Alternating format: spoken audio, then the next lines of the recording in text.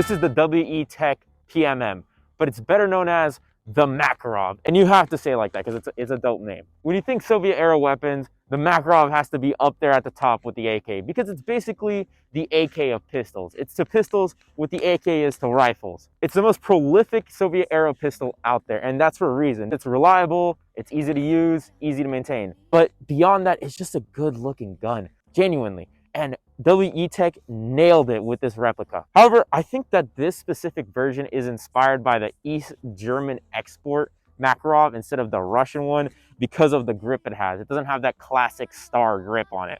But you know, without further ado, let's talk about this gun. Let's go tip to butt on it. So up top, we have the muzzle, but the specific replica actually comes with a suppressor, and it has a cool feature, which I know a lot of airsoft guns have, but I still think it's like probably the best airsoft feature you could have.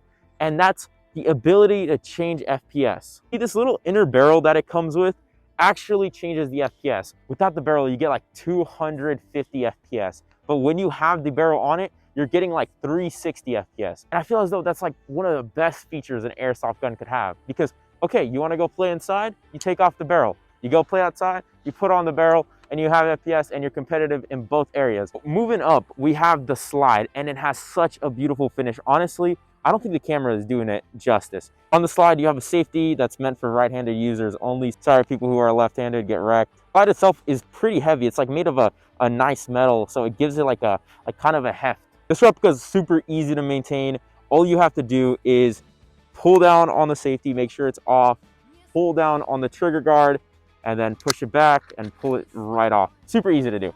Now, one thing that I want to point out is that a very common issue with this replica is two different screws. There's a screw back here that makes the safety a little wonky, and then this screw right under the barrel that makes the barrel wobble. All you have to do to get rid of that wobbling barrel is to tighten that screw a little bit.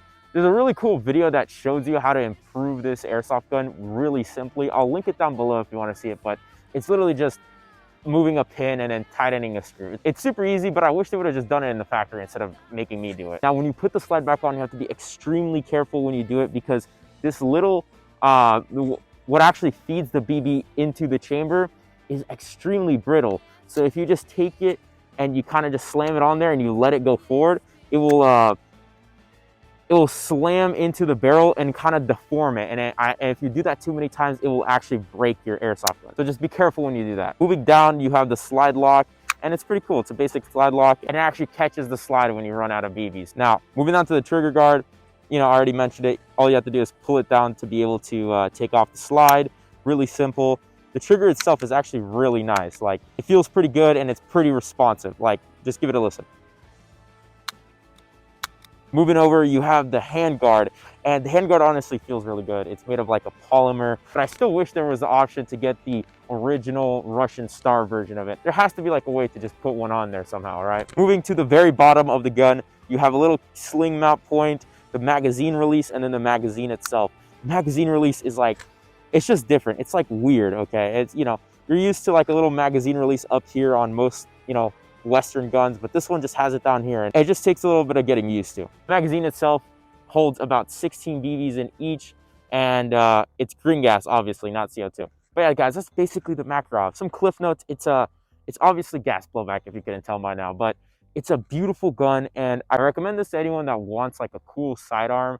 But I wouldn't say this would be your main gun. Like, this thing costs around $150. I would not, you know, like if I didn't have other guns, I wouldn't go buy this first, you know, like I'd go buy something else that I could consistently use, because if this is all you have in an airsoft game, you're not going to have fun, like just straight up, because you will be just outshot every time. The magazines are like 25 bucks each. It's relatively expensive to run. All right, so to conclude, I don't have any affiliation with WE Tech, Evike, or anybody else. If you want to pick this thing up, do it.